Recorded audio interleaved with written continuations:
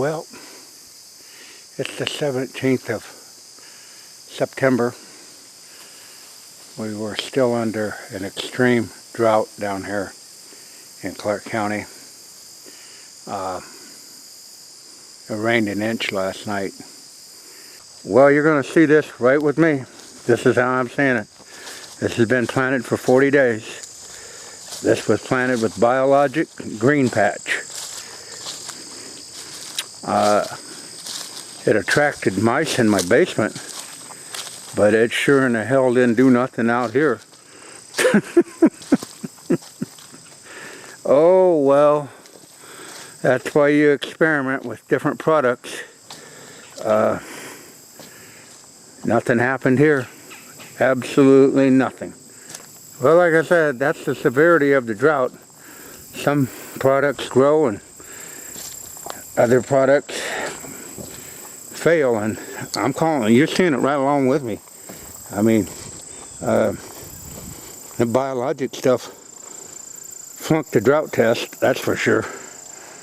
Yeah, I'm walking out here.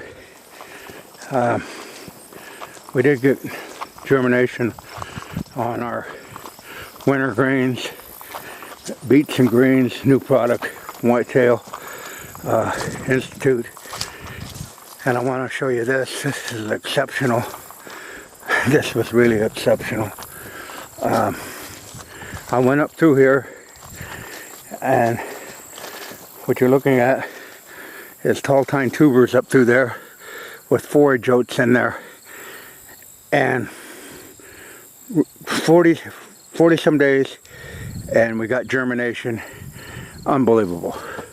Where the other product, and I'm going to call it the way it is, you've seen it, that biologic green patch, biologic brown patch. Keep that in mind when you go shopping. If they don't like it, I can bring them down and show them. Picture's worth 1,000 words. I didn't script this. I was hoping to see something real green back there like this. Instead of seeing nothing. Okay, it's 5:08, Sunday evening. Was up here on that supposedly green patch with the brown patch. We're going to tear this up real quick. We're going to get some forage oats planted. It's supposed to have good rain tonight and tomorrow, which is on Monday, possibly into Tuesday. So we're still going to win this game. So we'll get to cultivating this up. We just want to loosen the top of it so those oats can get into the ground a little bit.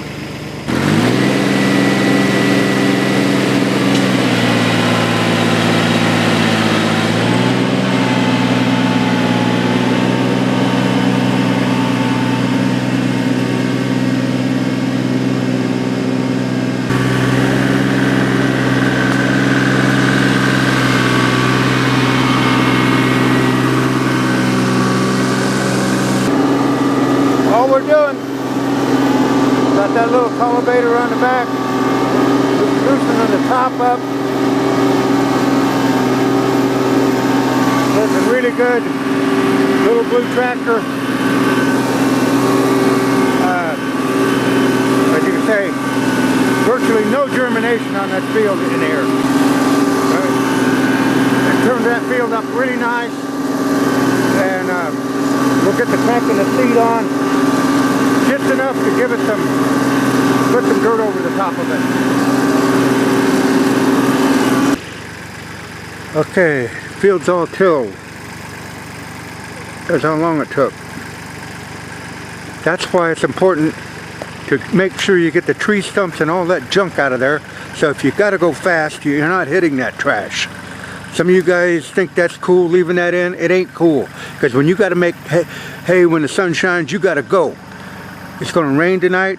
If we'd have been fighting tree stumps with that little tractor, which did an excellent job, little 3-point hitch, 10 times better than any four-wheeler, and it costs less. I got $7,000 in that tractor right there. And you guys are out spending $15,000 for a side-by-side to haul their fat ass around. Don't have 3-point hitch or nothing. You don't like my language, that's all right. That's just how I am. So go to an auction, buy something like that, you'll be far better off. It's 4-wheel drive.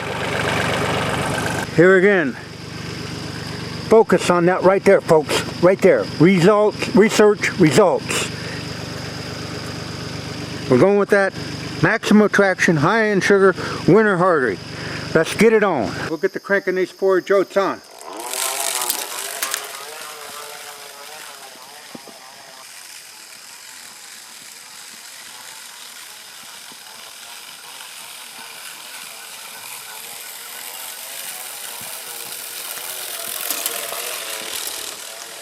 Okay, we want to cover those oats, and it's a little damp in the moisture.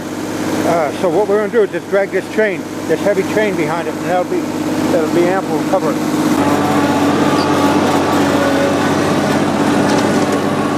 A little rough right, but you can see what the chain's doing.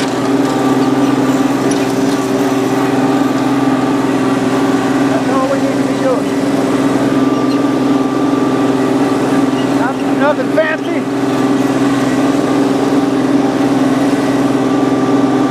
Just taking out the ridges. We don't want to put more than 1.5 inches of dirt on there. And this chain is perfect. Bounces around, covers the tire tracks, covers it up just fine. Alternative way. I said there's a little bit of moisture in the dirt, but it's working up really good.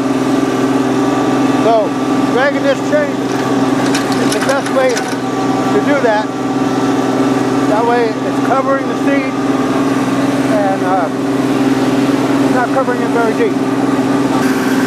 We're going to have this done by nightfall. This is what you got to do. You got to move. And when you think you're moving fast enough, move faster. Because when you work with a non-typical Norwalkian, if you don't move fast enough, your ass will be part of the highway.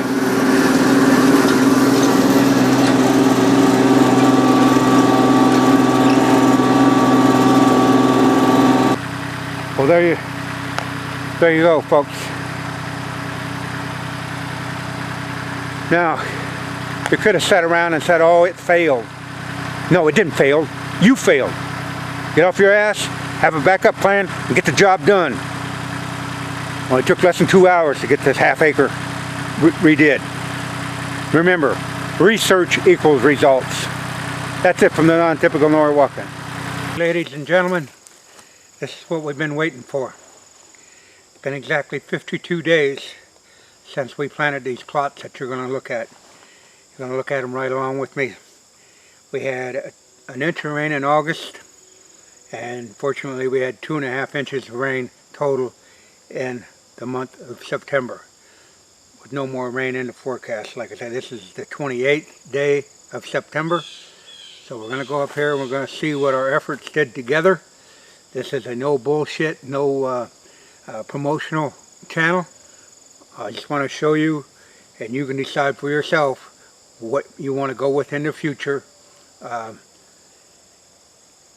So food plots are not a guarantee, and so let's venture up here and see what become of our efforts in the most driest year that I ever seen, and you've seen it right along with me. So let's go up and see. It's basically 3 days before the opening bow season here in Iowa, and let's go see what you could possibly hunt over, or if you could hunt over it. Well, this is the first little plot, and usually I just overseed this with any extra seed. It's not very big, but it still has a few food value in it, and it would be planted with tall tine tubers. And we're going to measure out here, and there we go. We got it about 8 inches of growth there. Now we've fertilized that with pure nitrogen, and so let's see, we just had rain Monday, and so it's just going to get better. Okay, this plot that we're looking at right here, this was where that ground was asphalt hard, and I got condemned for my attempt to mow plow it by a few, and they told me I was burning up the soil, and I'm sure glad I didn't listen to them. Anyhow, this is winter greens, and it's really come on strong. Here again, it was treated with urea, and it's really cooking. Really cooking. I want to go over here and measure, show you how deep it is. Now, this only had 3 inches of rain on it, and the severest drought that I can remember. There again, it's right at the 8-inch mark, 8 inches high, and it's only going to get better in time. Beautiful, beautiful plot, planted in extreme conditions. Whitetail Institute wintergreens, going to do just fine. Yeah, as we walk down through here, there's just going to be tons and tons of late season forage for the deer herd. And I want to emphasize this, the people's deer herd. It's not my deer herd. I don't own any deer. I just help supplement the natural herd, and there will be tons and tons of forage here for them. Not necessary. I don't really give two hoots about killing anything over this. It's not why I go all this work. I got 1,500 acres a mile away that I can kill all the deer I want. And but this is just sort of a really neat deal to show with you viewers and you food plot enthusiastic. So this is all wintergreens in here. There are a little bit of velvet leaf in there, I won't lie to you, but it's not all that bad. And the reason that got in there was a simple fact. It was slow germination, but once it got going, it took the wintergreens, forced the velvet leaf. It really snubbed them. Beautiful, beautiful. 52 days of growth is what you're looking at right there. 8 inches tall on average. Now we get down here where the drip line of the trees are, and it's probably close to a foot. Right there you go. What that represents is the drip line off these trees and the shade of them. There's 12 inches tall right there. 12 inches tall in the worst conditions to plant anything. And proper tillage, timely seeding, and a whole lot of luck. I'll throw that in. Wintergreens right before you, folks. What you're looking at behind me is a new blend that came out this year from Whitetail Institute.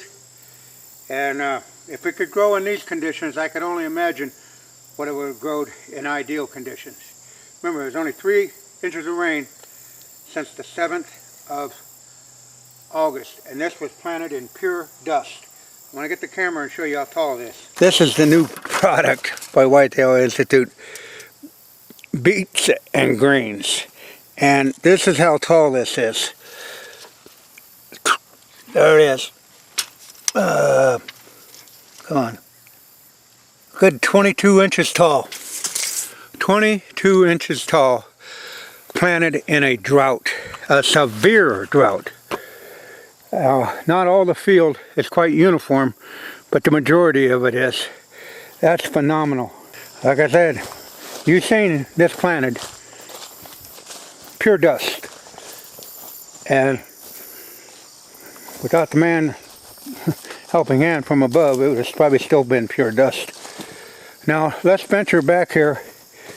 We tore up this one green patch by Biologic, and let's go see what's become of it. We planted it in some forage oats. We venture back here. Hey, this spot here, we reseeded it, and this Sunday will be 2 weeks of seeding, and it's had 1.5 inches of rain on it. Got a 1/2 inch last week and 1 inch this week. So it should start to turn green. Like I say, it basically, for the green patch, it didn't come on. As you can see now, the oats are emerging, and that's pretty good. It'll, it'll come online. It's just going to take some time. But there again, that's why you go with several different blends. These oats should jump out of the ground now that they've got the moisture in it, and Like he said, you can see the green haze starting to come. So it'll be a late season plot, but that's the best you could do. At least all of them don't look that way. Now we're going to venture back out of the timber, and we'll go up to the tall tine tubers. Well, I tell you what, when you stand here and look out there and see that beets and greens plot, man, that's amazing. It's amazing that the research and the technology that Whitetail Institute puts together to bring a blend that's that drought tolerant. I mean, this is a testimonial to their product, because you've seen just what kind of conditions we planted this in, and it really did good. 21, 22 inches tall with 3.5 inches of rain in 2 months.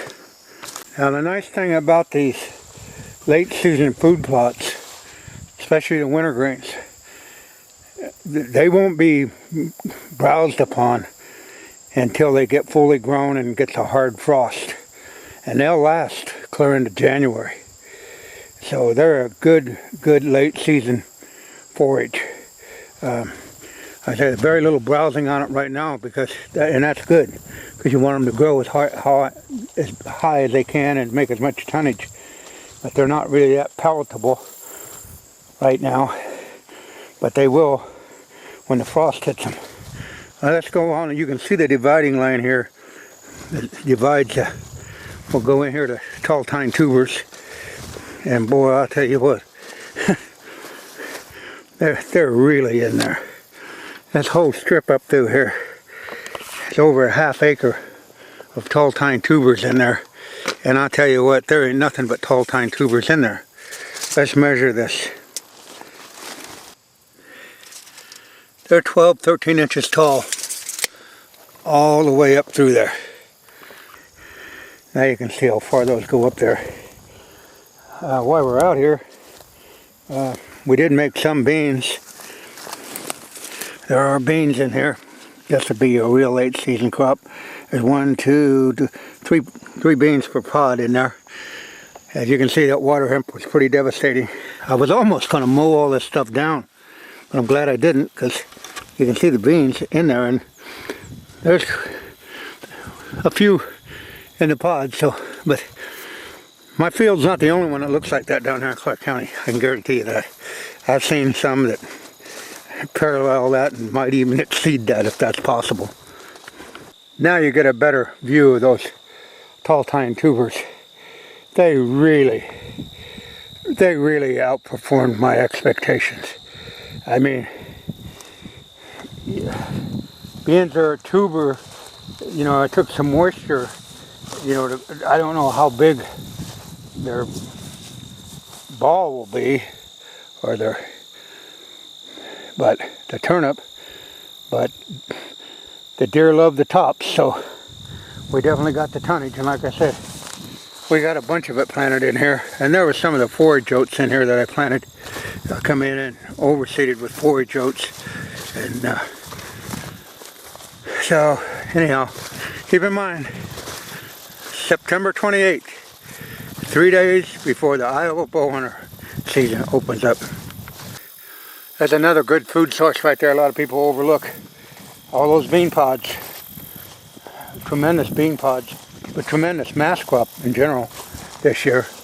But all those bean pods are a source of nutrition in the late season. Deer will come out and eat those.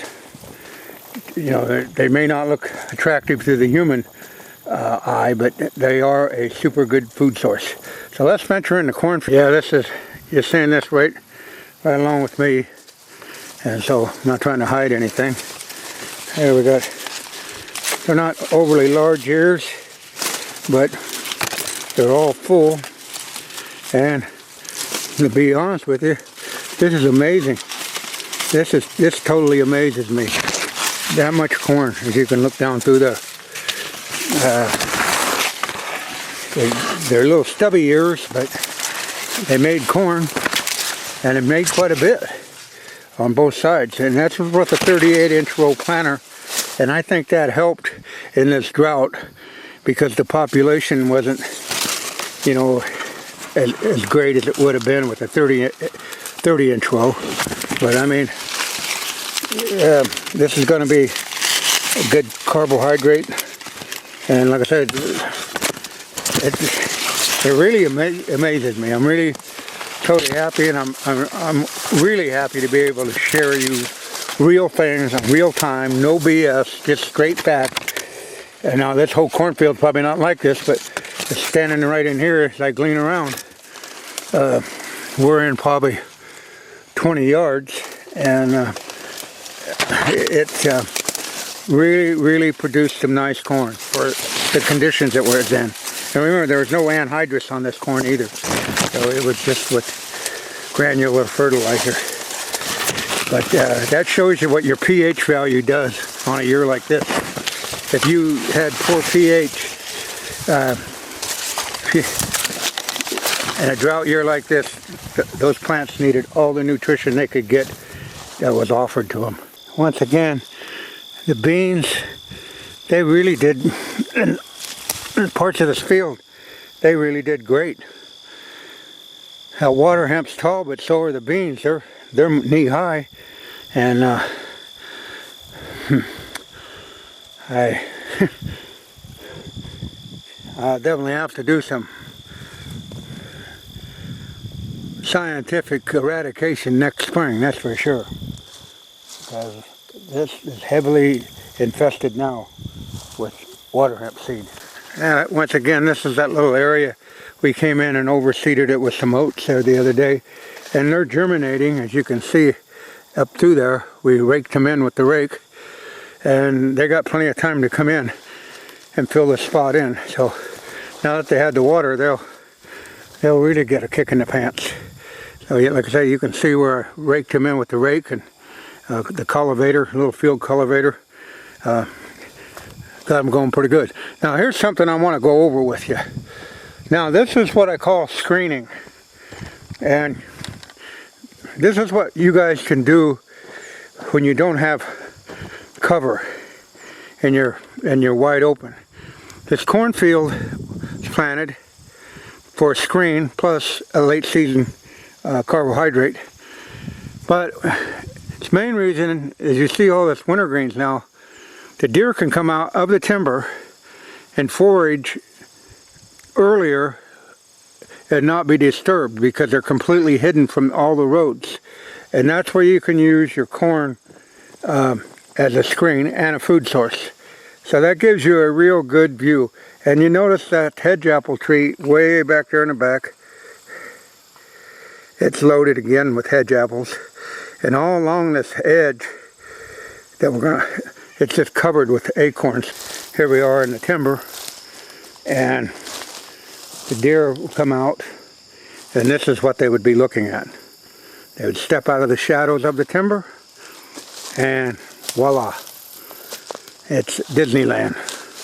And they got hedge apples, they got acorns, they got corn, they'll have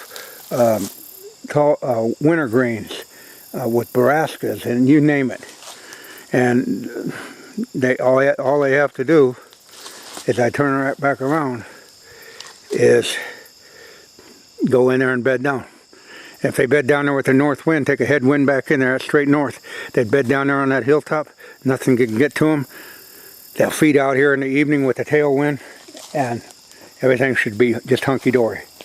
But planting a food plot takes a lot more than just throwing randomly seed on the ground. And I can't say enough about this blend.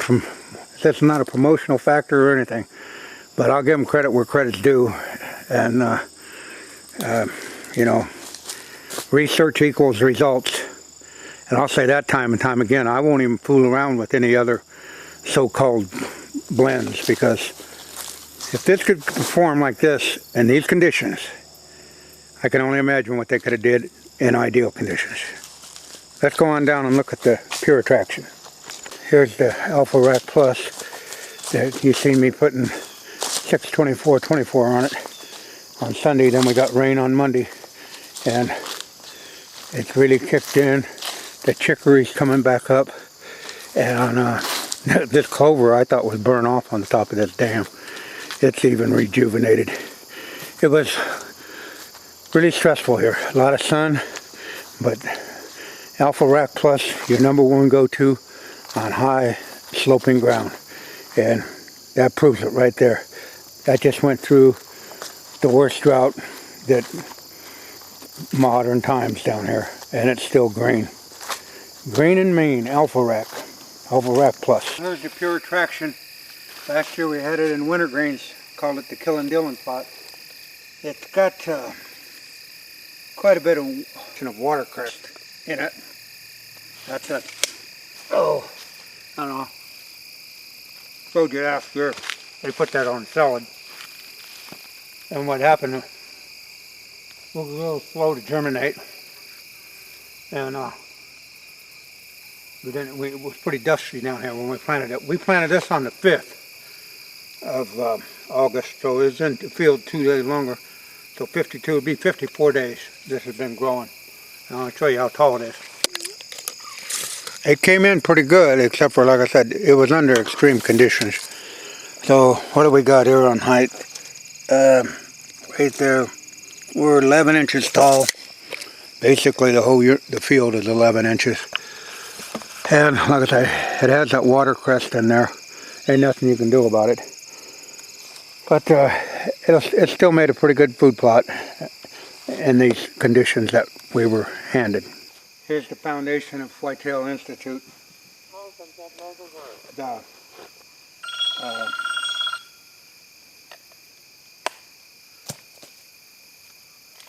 Okay, here we are down here on the Whitetail Clover by Whitetail Institute.